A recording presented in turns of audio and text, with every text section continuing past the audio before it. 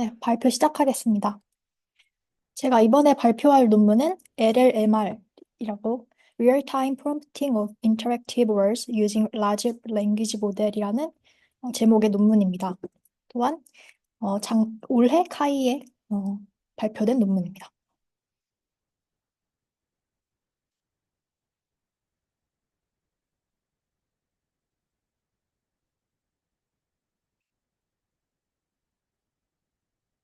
먼저 인트로덕션입니다. 3D 가상 환경을 제작하는 것은 미적일 뿐만 아니라 기술적인 능력을 모두 요구하는 어려운 과업입니다. 반면에 GPT와 같은 대규모 언어 모델, LLM의 급속한 발전은 이런 코드 생성 그리고 추론 분야에서 가능성을 보여주었습니다. 이 연구에서는 인터랙티브 3D 씬을 실시간으로 생성하고 수정할 수 있는 프레임워크인 LLMR을 소개합니다. 이제 이게 예시 이미지인데요.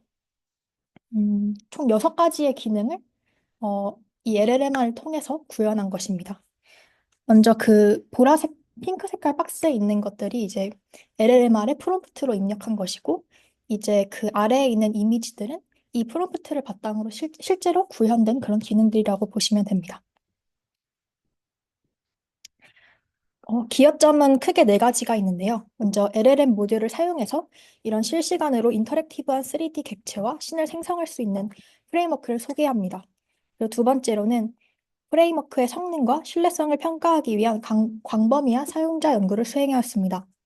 그리고 세 번째로는 이러한 GPT의 텍스트 입력을 넘어서 더 확장된 기능을 보여주며 다양한 분야에서 LLM을 응용할 수 있음을 입증합니다. 그리고 마지막으로 지금 이 LLMR이 GitHub에 실제로 공개가 되었는데요. 그래서 후속 연구가 이 연구를 기반으로 더욱 발전할 수 있도록 이러한 코드들을 공개했다는데 기여점이 있습니다. 네, 다음으로 릴레이티드 워크 발표하겠습니다. 일단 릴레이티드 워크이 크게 4가지로 나눠졌었는데요. 일단 제너러티브 3D Asset, 제너러티브 인터랙티브 3D Environment, 그리고 Editor Support for Mixed Reality Development. 그리고 마지막으로 LLMs Interpreting Spatial Non-Linguistic Information이라는 섹션으로 나눠져 있습니다. 일단 지금 시간 분량상 많은 내용을 담기가 어려워서 좀 간략하게 지나가려고 하는데요. 일단 이 릴레이티드 워크 4가지에서 공통점으로 얘기를 하고 있던 부분은 이런 AI, 이런 특히나 이 LLM이 좀 혼합 현실 간의 상호작용에 대한 연구는 좀 부족하다라고 지목을 하고 있습니다. 네, 바로 이제 LLMR 프레임워크를 좀 소개를 드리고자 합니다. 일단 LLMR을 소개하기 전에 좀 게임 엔진에서의 챌린지를 좀 먼저 언급을 하고자 하는데요. 일단 LLMR은 음, 어, 이미 지금 GPT로 많은 사람들이 코드를 생성하고 있지만 아직까지 그 게임 엔진에서 코드를 작성하는 것은 더욱 특성상 어렵고 복잡하다고 합니다. 예를 들어서 일단 사실적인 3D 환경을 만약 생성해야 한다고 했을 때 이 오브젝트 크리에이션부터 텍스처링부터 이벤트 스크립팅 등 굉장히 많은 수많은 과업들을 수행해야 합니다. 그리고 두 번째로는 좀 개발 환경이 복잡하다는 어려움이 있는데요. 예를 들어서 이제 사용자가 좀 이러한 코드를 생성해줘라고 했을 때 먼저 가상 공간에 대한 이해가 없이는 이런 코드를 작성하기가 좀 어렵다는 단점이 있습니다. 그래서 이 LLMR은 좀 모듈화, 메타 프롬프트를 통한 모듈화를 좀 시도하고자 했는데요. 이게 전체적인 그 시스템의 구조라고 보시면 됩니다. 먼저 이 LLMR은 씬 그리고 유저 프롬프트 2가지의 인풋을 받습니다.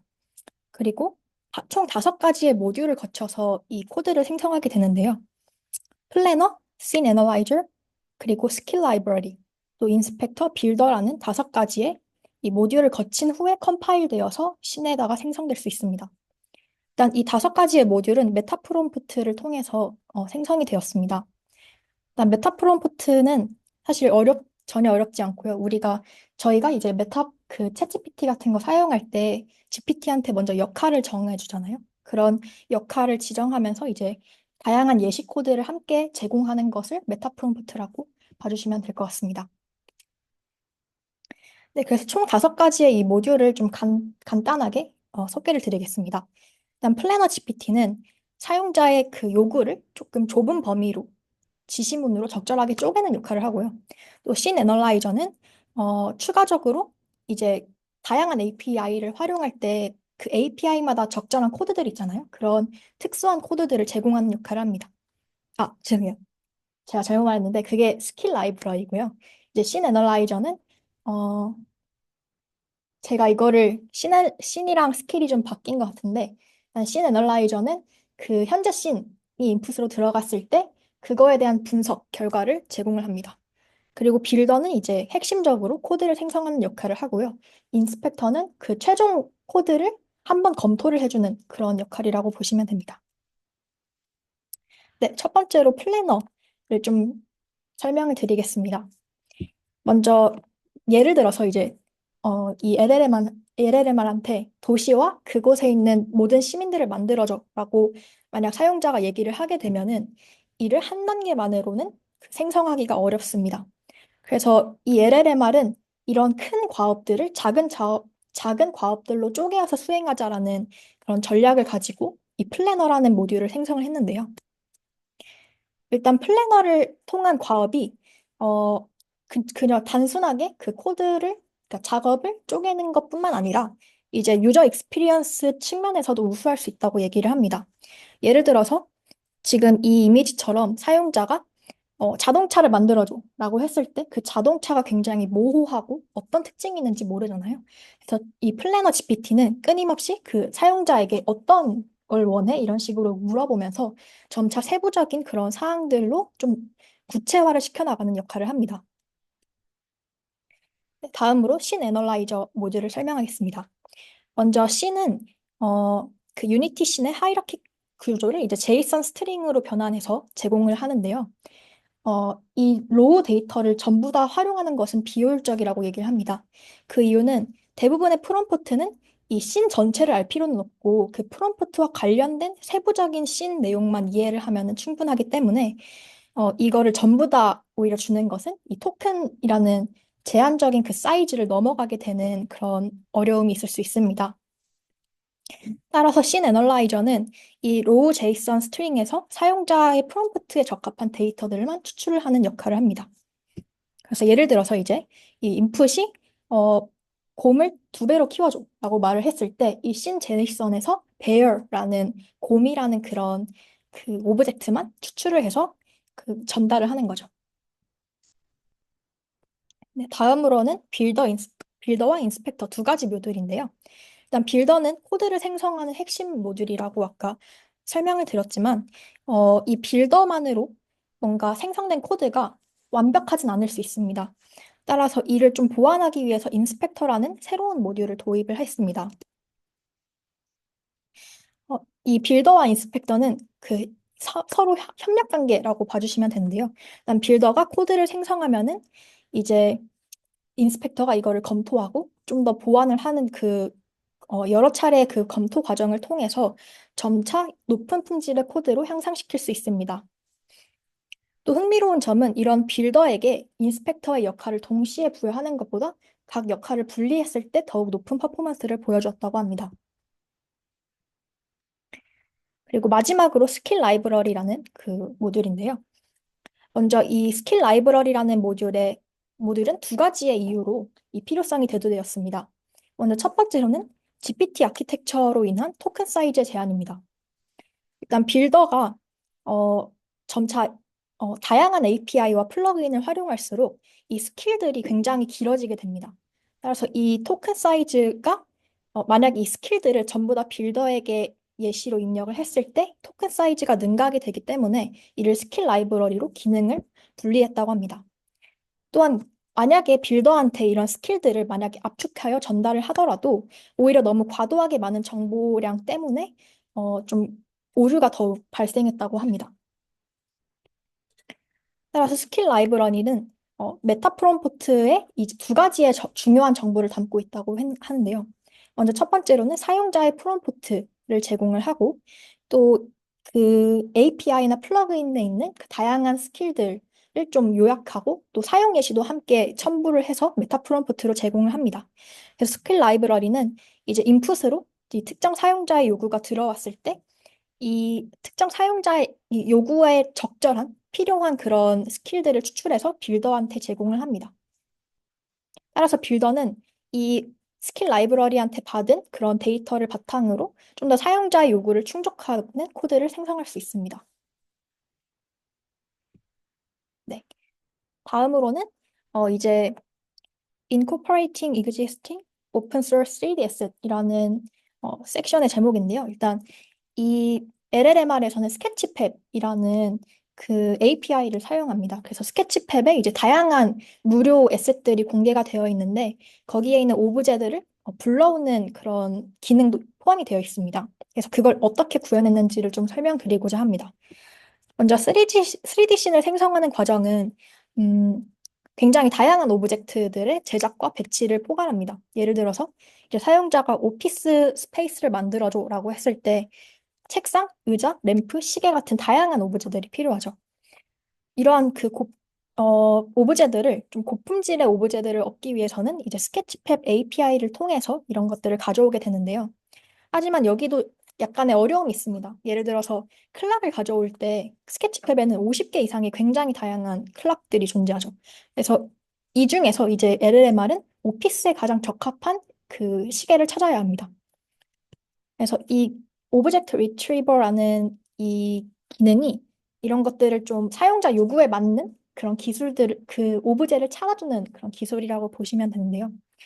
이를 위해서 그 LLMR은 클립을 활용했다고 합니다. 클립과 달이로 생성된 이미지를 사용했는데요.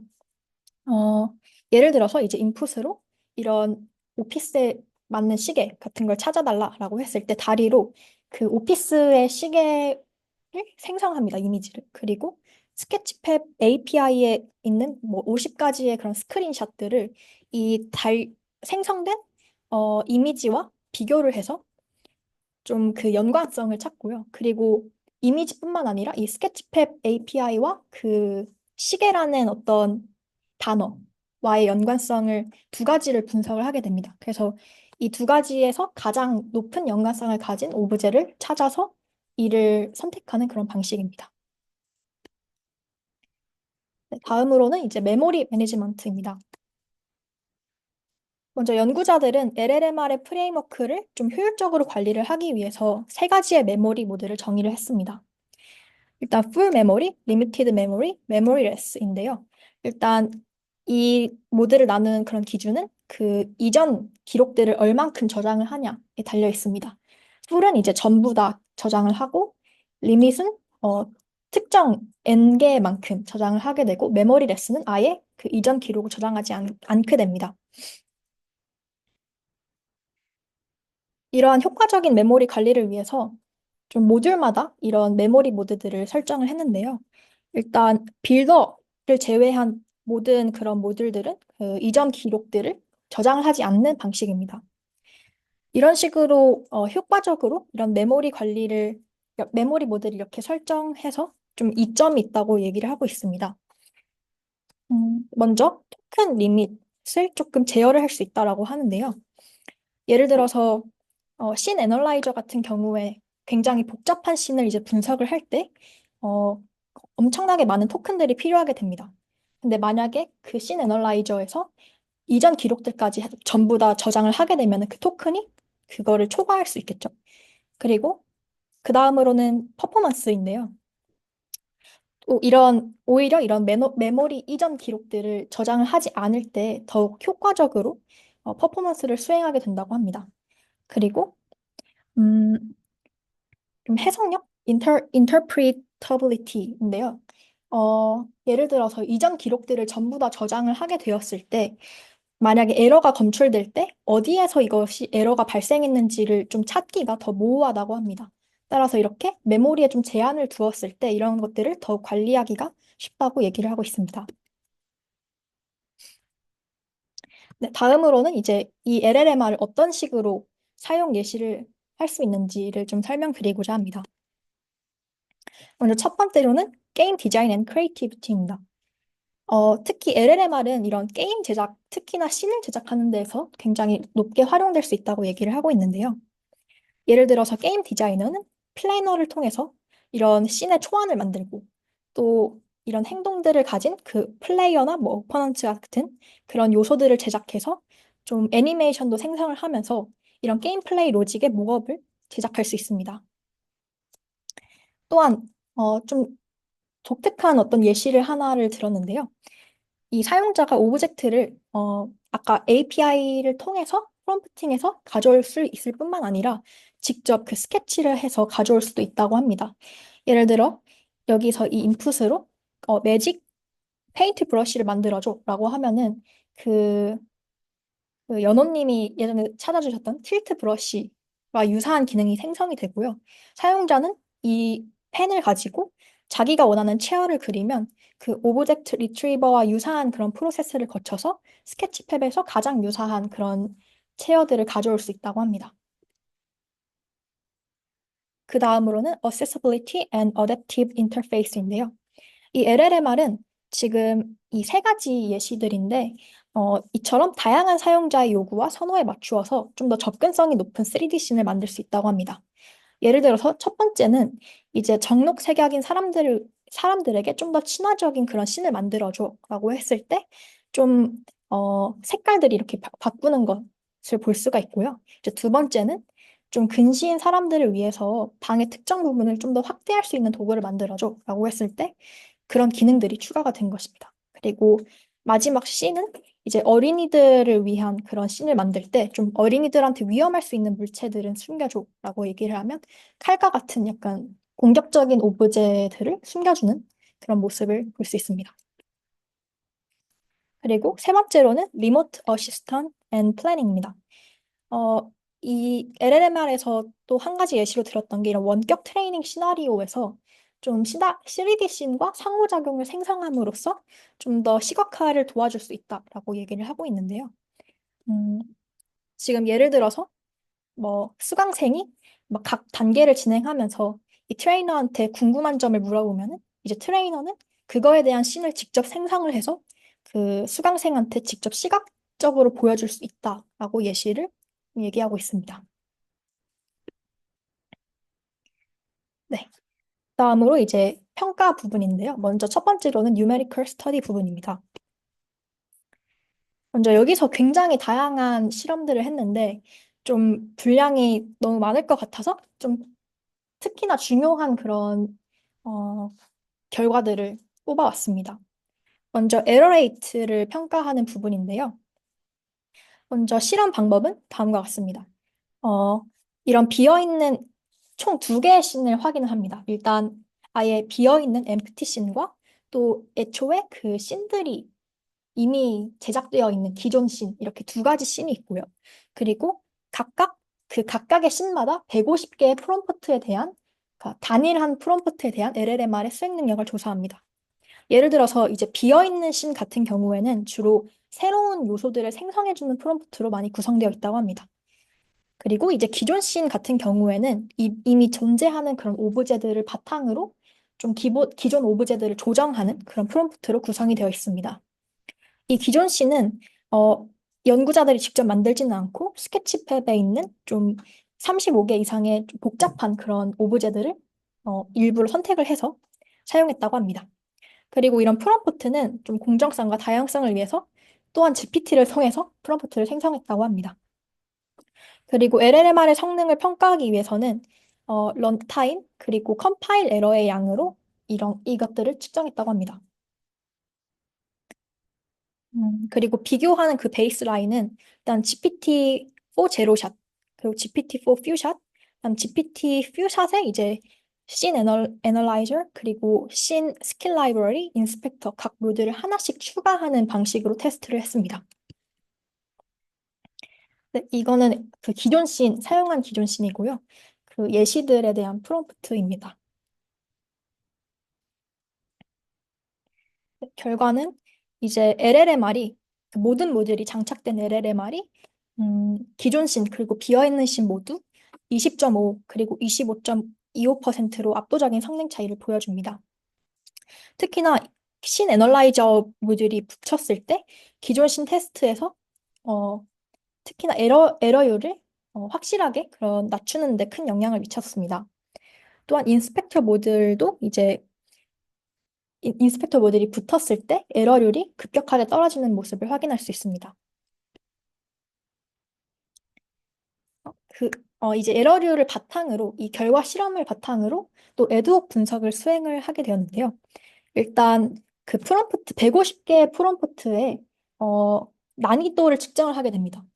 예를 들어서, 음, 또한 이를 평가하기 위해서 GPT를 사용해서 그 각 프롬프트마다 어떤 난이도인지를 물어봤다고 하는데요.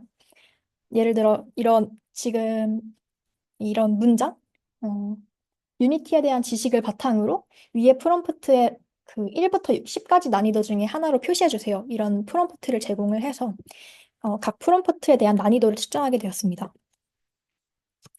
그래서 이는 지금 그 음, 난이도에 따른 그 성공률을 보여주고 있는데요. 일단 결과에 따르면은 다른 베이스라인과 비교해서 LLMR이 이제 좀 더 높은 강건성을 보여줍니다. 그러니까 그 난이도가 올라가더라도 막 확 이렇게 실패율이 높아지는 것이 아니라 조금 점진적으로 성공을 하고 있다는 결과가 나왔습니다. 그리고 또 여기서 조금 이 부분에서 지금 기존 씬 같은 경우에 좀 쉬운 난이도가 오히려 에러율이 높은 그런 상태를 보여주는데요. 연구자들은 이게 좀 프롬프트를 난이도 측정이 약간은 비어있는 씬보다 기존 씬에서 이를 분석하는 것이 더 어려울 수 있다라고 얘기를 하는데요. 예를 들어서 기존 씬에서 이제 새로운 물체를 추가하는 것은 3에서 4레벨 정도로 측정이 되었는데 기존 물체를 수정하는 것은 1에서 2레벨로 측정이 되었다고 합니다. 그래서 그러니까, 레벨로 따지면은 이제 새로운 물체를 추가하는 것이 더 어렵게 측정이 되었지만 실제로는 이 LLMR은 씬에 대한 분석이 필요한 이 기존 물체를 수정하는 것이 더 어려울 수 있다라고 얘기를 하고 있습니다. 네, 이제 마지막으로 리얼타임에 대한 평가인데요. 먼저 프레임워크의 실시간성을 평가하기 위해서 생성부터 컴파일까지 업무를 완료하는 때 필요한 소요 시간을 측정했다고 합니다. 일단 32GB의 램 그리고 엔비디아 RTX 3080 GPU를 사용하여서 실험을 했다고 합니다. 그래서 각 모델 조건에 따라서 이 150개의 프롬프트를 5회를 반복해서 실행했다고 합니다. 실험 결과에 따르면 이제 다른 그런 베이스라인은 한 30초 정도라면은 LLMR은 이제 1분을 좀 넘기는 수준인데요. 실행 시간이 좀 더 늘어난 데에는 세 가지의 요인이 있다고 얘기를 하고 있습니다. 일단 먼저 스케치팩에서 3D 에셋을 다운받는데 좀 추가적인 소요 시간이 요구되었다고 하고요. 그리고 인스펙터가 이제 빌더가 코드를 생성하는 것과 거의 마찬가지, 오히려 2배에 가까운 시간들이 소요가 되었다고 합니다. 즉, 인스펙터를 통해서 정확도가 높아질수록 좀 실시간성은 좀 낮아진다라는 트레이드 오프가 있을 수 있다라고 얘기를 하고 있습니다. 또한 이제 LLMR 같은 경우에는 사용자와 상호작용을 하기 때문에 이러한 시간이 더욱 늘어날 수 있다라고 얘기를 하고 있습니다. API로 쓰는 거. 네. 다음으로 유저빌리티 스터디입니다. 먼저 12명의 참가자들을 모집을 했다고 하는데요. 어, 경험 수준이 굉장히 다양했다고 합니다. 일단 아예 초보자 분들도 있고 5명은 최소 1년 이상의 유니티 사용 경험이 있다고 합니다. 전체 실험 시간은 2시간 정도가 소요가 되었고요. 각 참가자들은 최소 1.5시간 동안은 이제 프레임워크를 실험해 볼 수 있는 시간을 가졌다고 합니다. 실험 이후에는 참여자들을 대상으로 반구조화 인터뷰를 수행했으며 각 참여자들은 프레임워크에 대한 그 7점의 7문항짜리 리커트 척도로 구성된 설문지를 작성했습니다.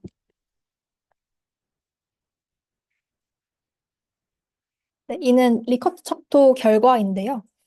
먼저 참여자들은 도시, 슈팅 아케이드 게임과 같은 다양한 결과물들을 생성했다고 합니다. 또한 몇몇 참여자들은 이제 생성한 것뿐만 아니라 자기가 직접 했던 그런 작업들을 가져와서 그 작업들을 손보기도 했다고 합니다. 그래서 결과에 따르면은 전반적으로 대부분의 참여자들은 긍정적인 경험을 했습니다.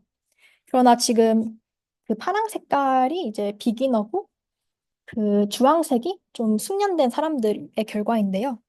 음, 뭔가 초보자와 이런 숙련자 간의 비교에 따르면은 초보자가 좀 더 긍정적인 평가를 했다고 했습니다. 그래서 이제 인터뷰 결과인데요.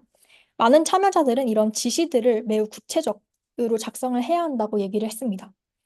또한 여러 참여자들이 이런 아이디어를 모델에 직접 설명할 수 있는 편리함이 굉장히 좋았다고 했으며 이런 방대한 수작업 그리고 스크립팅을 좀 자기가 직접 문서 참고를 하지 않아도 이렇게 생성할 수 있다는 점을 좋게 보았다고 합니다.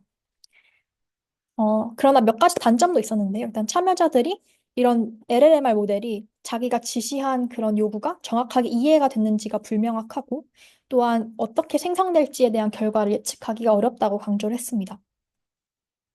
또한 프로젝트가 더 복잡해지고 규모가 커질수록 모델을 이런 설명을 하면서 생성을 하는 것보다는 그냥 자기가 직접 하는 게 더 빠를 수 있겠다라고 얘기를 했습니다.